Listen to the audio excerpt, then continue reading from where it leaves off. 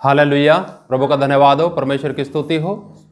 परमेश्वर महान है और परमेश्वर ने एक बार फिर हम सबको इकट्ठा बैठने का, अपनी संगति करने का सौभाग्य दिया। उसका धन्यवाद करते हैं। आइए हम सब प्रभु की तारीफ करेंगे।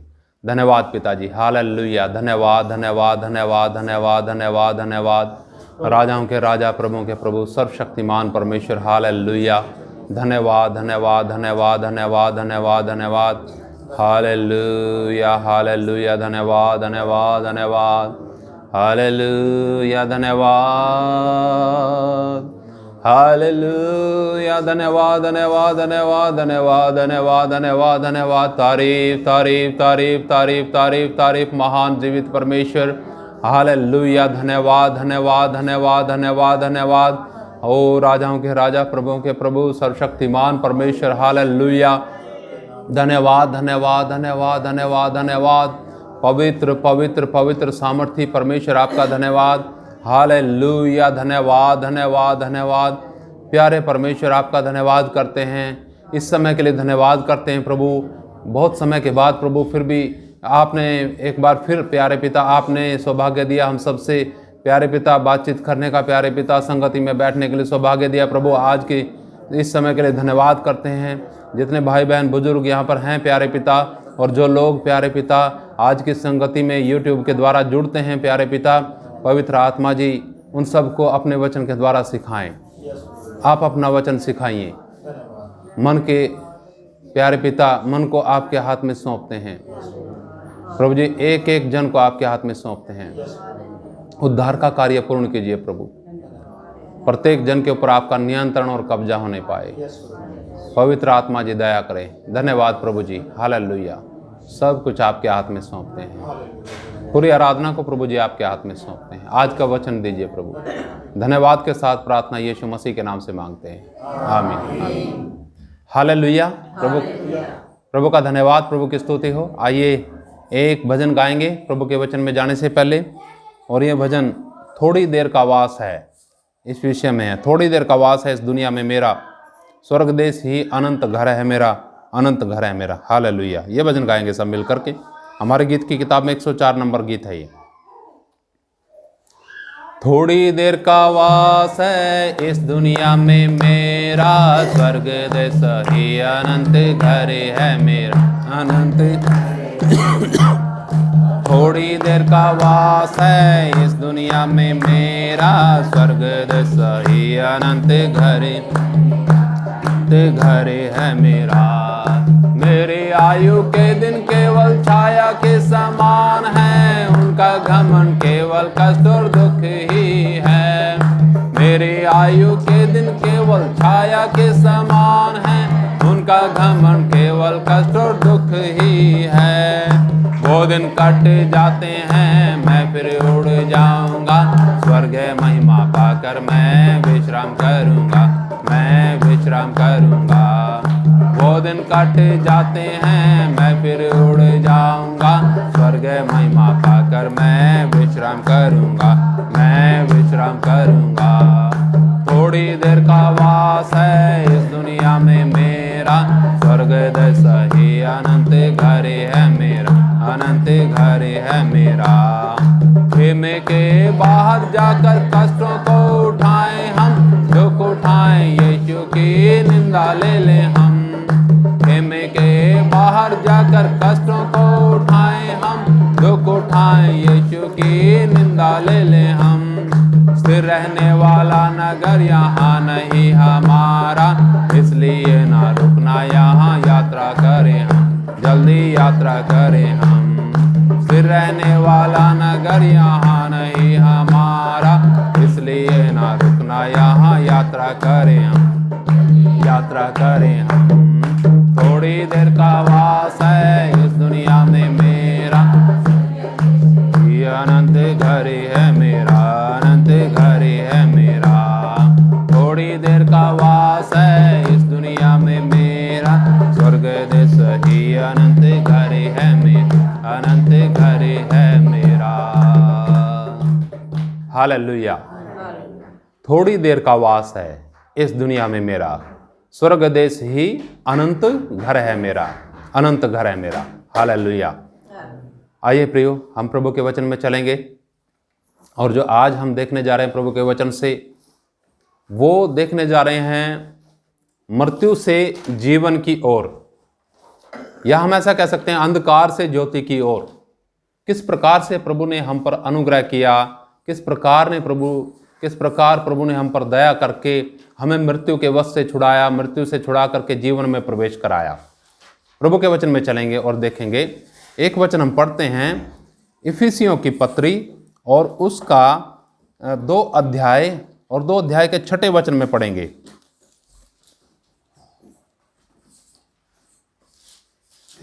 थोड़ा सा पहले पढ़ेंगे तो ठीक रहेगा। 4 वचन से, इफिसियों की पत्री 2 अध्याय उसका 4 वचन से पढ़ेंगे। वचन में लिखा, परमेश्वर ने जो दया का धनी है अपने उस बड़े प्रेम के कारण जिससे उसने हमसे प्रेम किया, जब हम अपराधों के कारण मरे हुए थे तो हमें मसीह के साथ जिलाया और अनुग्रह ही से तुम्हारा उद्धार हुआ। प्रभु का धन्यवाद हो। प्रिय, प्रभु के वचन में हम देखते हैं, लिखा है वचन में, हम सब अपने अपराधों और पापों के कारण मृत हालात में थे। दुनिया कहती है, दुनिया की सोच है, अगर स्वर्ग में जाना है तो अच्छे काम करो, दान दक्षिणा करो और भी ऐसे काम करो जो स्वर्ग में ले जा सकते हैं। प्रिय, प्रभु का वचन यहां पर जब हम पढ़ते हैं, यहां पर हमें देखने को मिलता है कि हम सब अपने पापों के कारण मृत हालात में थे। दोबारा से मैं पढ़ना चाहूंगा ताकि आप बड़े ध्यान से समझ सको। 5वें वचन में लिखा है, जब हम अपराधों के कारण मरे हुए थे तो हमें मसीह के साथ जिलाया और अनुग्रह ही से तुम्हारा उद्धार हुआ। हालेलुया। किसके कारण मरे हुए थे? पापों के कारण मरे हुए थे, अपराधों के कारण मरे हुए थे। सोचिए, कोई एक मरा हुआ व्यक्ति कैसे कुछ काम कर सकता है? कभी भी नहीं कर सकता। वो काम करना है तो उसे जीवन चाहिए, और जीवन हम अपने आप से प्राप्त नहीं कर सकते जब तक हमारे ऊपर उस परमेश्वर की दया ना हो जो जीवन देता है और जीवन को लेता भी है। उसी परमेश्वर ने हम सब पर दया की जिन लोगों ने प्रभु का वचन सुना, सुसमाचार सुना प्रभु यीशु मसीह के बारे में, कि यीशु मसीह आया और हमें जीवन देने के लिए उसने खुद मौत सही। हमें जीवन देने के लिए उसके पीठ पर 39 कोड़े मारे गए, उसकी पीठ छलनी छलनी कर दी गई। प्रियो, आपका और मेरा पूरा पूरा बोझ यीशु मसीह ने अपने ऊपर उठा करके क्रूस पर अपनी जान दी। आपके मेरे पापों की पूरी कीमत यीशु मसीह जी ने चुका दी। क्या ही धन्य हैं वे लोग, प्रभु का दास कहता है, क्या ही धन्य हैं वे लोग जिनके पाप क्षमा हुए और अपराध ढांपे गए। हालेलुया। प्रभु ने हमारे पाप क्षमा कर दिए। कितने सौभाग्यशाली हम हैं। ये हुआ कैसे? क्या धर्म के कामों के कारण हुआ? ऐसा नहीं है, प्रभु का वचन ऐसा नहीं कहता है। ये स्वयं परमेश्वर ने जीवन रूपी श्वास हमारे अंदर फूंकी। वो श्वास उसको कह सकते हैं हम। ये वचन अपने दासों के द्वारा उसने आप तक और हम तक पहुंचाया, और जब हमने अपना मन खोल दिया उस वचन को सुनने के लिए, इच्छा जाहिर की, तब परमेश्वर ने वो कार्य किया जो दुनिया में कोई और कर ही नहीं सकता। उद्धार का कार्य, छुटकारे का कार्य ये वचन ही करता है, जिस वचन को आप सुन रहे हैं। जब आप थोड़ा और गहराई में जाएंगे, हम सब उसको गहराई में समझेंगे जिस वचन को हम सुन रहे हैं। वचन परमेश्वर है प्रियो।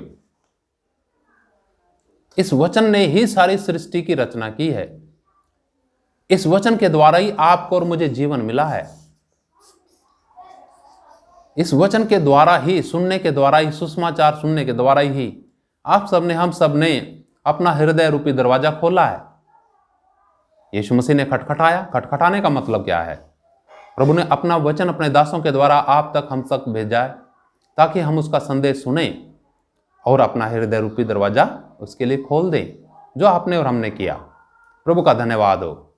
तो यहाँ पर हम देखते हैं प्रभु ने हमें मृत्यु से पार करवा के जीवन में प्रवेश कराया। ये जो मृत्यु का जो भवसागर है, इससे प्रभु ने हमें पार करवा के जीवन में प्रवेश करवाया। हालेलुया, प्रभु का धन्यवाद। परमेश्वर की स्तुति करते हैं। एक बार फिर मैं पढ़ना चाहूँगा, ये हुआ कैसे। ये जब हम पढ़ते हैं 4 वचन में लिखा है, परंतु परमेश्वर ने जो दया का धनी है, अपने उस बड़े प्रेम के कारण जिससे उसने हमसे प्रेम किया। हालेलुया। ये कैसे हुआ? यानी आपका मेरा उद्धार और छुटकारा कैसे हुआ? आपको और मुझे जीवन कैसे मिला?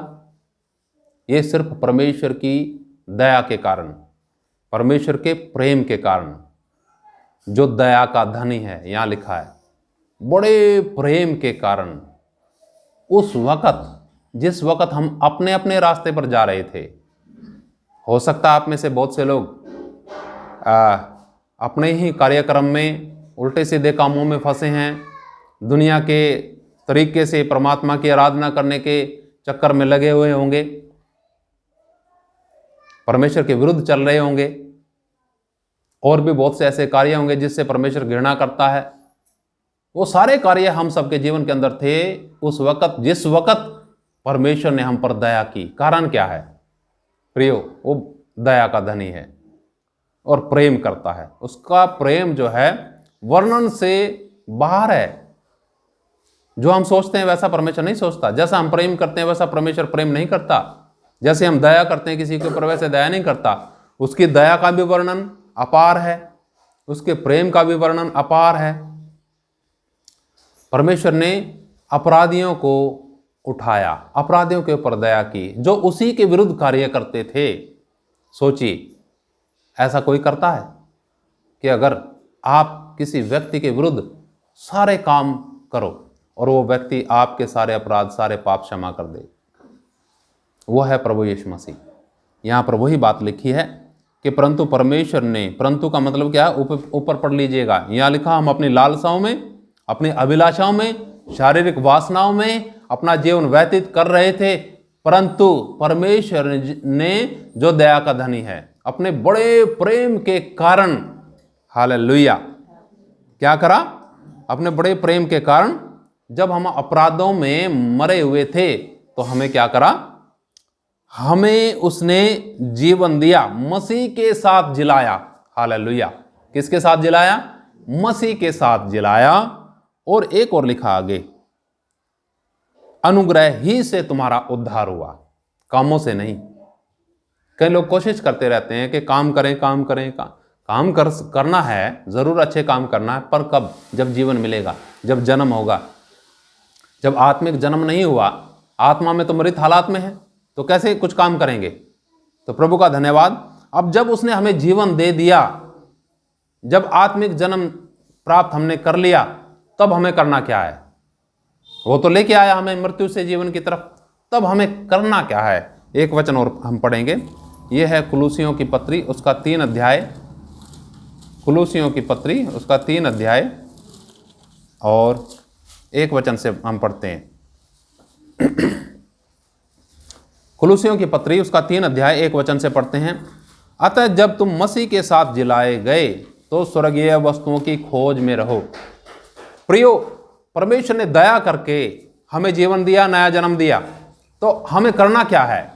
अब हमें, जब मसीह के साथ उसने हमें जिलाया, हमें जीवन मिल गया, तो हम क्या करें? संसार की वस्तुओं की खोज में रहें, ऐसी बातों के पीछे चलें जो एक मिथ्या है, जो एक छाया मात्र है। छाया को कभी कोई पकड़ पाया? नहीं पकड़ पाया।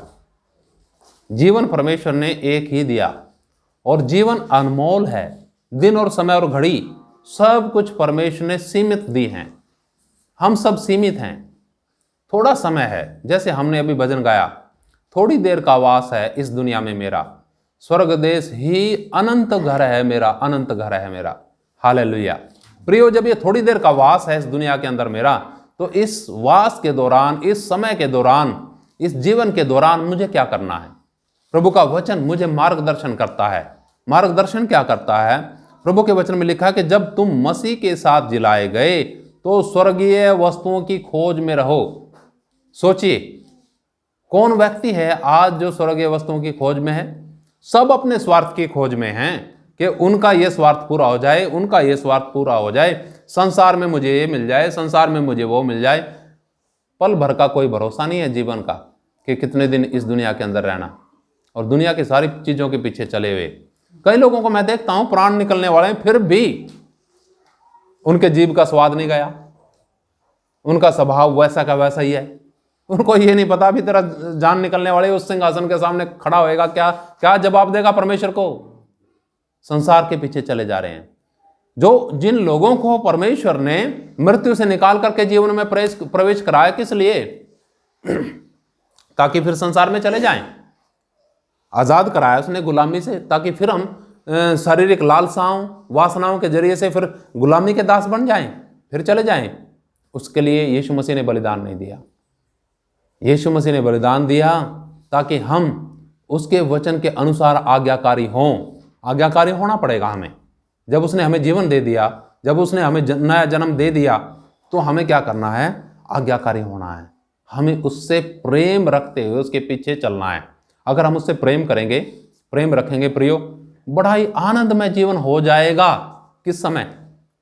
उस समय भी जिस समय दुनिया का कहते हैं ना, पहाड़ टूट के गिर जाए, ऊपर गिर जाओ, पर एक है मेरे साथ, एक है आपके साथ, सेनाओं का यहोवा। हालेलुया। गाते हैं ना, सेनाओं का यहोवा हमारे संग संग है। याकूब का परमेश्वर हमारा ऊंचा गढ़ है। जिसने आकाश बनाया, जिसने पृथ्वी बनाई, वो सर्वशक्तिमान परमेश्वर किसके संग है? मेरे संग है। हालेलुया। होता कब है ये बातें कब आएंगी जीवन के अंदर? जब हम उसके प्रेम से भरे जाएंगे, तब उसकी आज्ञा मानना हमारे लिए कोई मुश्किल नहीं है। इन वचनों को जब हम सुनेंगे, बड़े आनंद से हम अपने रास्ते को मोड़ सकते हैं, संसार से परमेश्वर की तरफ, संसारिक रास्ते से स्वर्गीय रास्ते की तरफ। क्योंकि वचन में लिखा है, जब तुम मसीह के साथ जिलाए गए तो स्वर्गीय वस्तुओं की खोज में रहो जहां मसीह विद्यमान है। हालेलुया। वो मसीह जिसने आपके और मेरे पाप की पूरी पूरी कीमत चुका दी।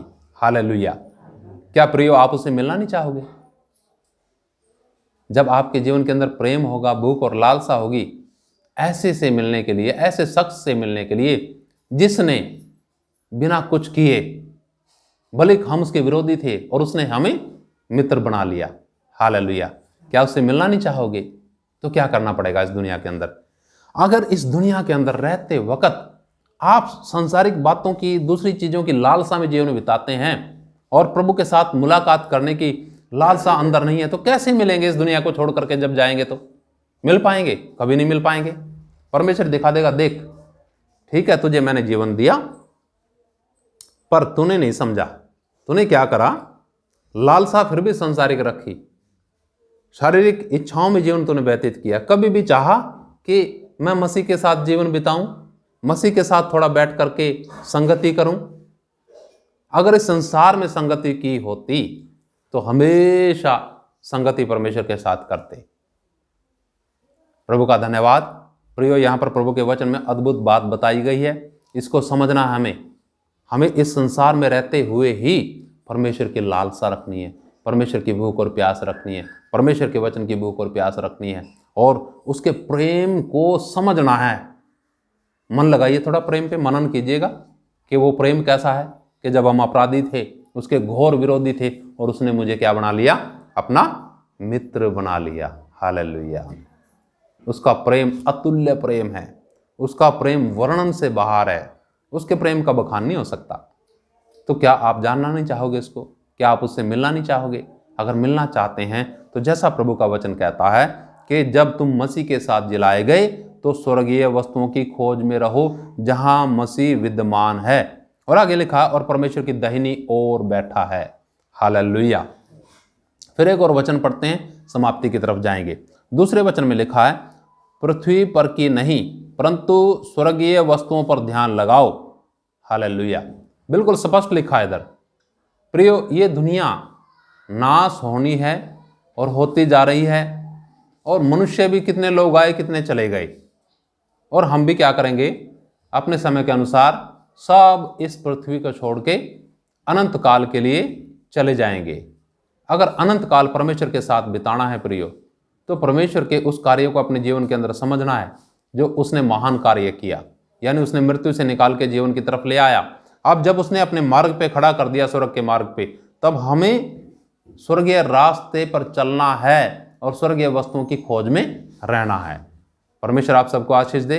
परमेश्वर आपको ऐसी हिम्मत दे और ऐसा प्रेम आपके अंदर डाले कि आप इन बातों को समझने पाएं। आप मनन कीजिएगा ताकि परमेश्वर इन वचनों के द्वारा आपको बहुत बहुत हिम्मत दे और स्वर्गीय रास्ते पर चलने के लिए आपको कोई दिक्कत ना आए।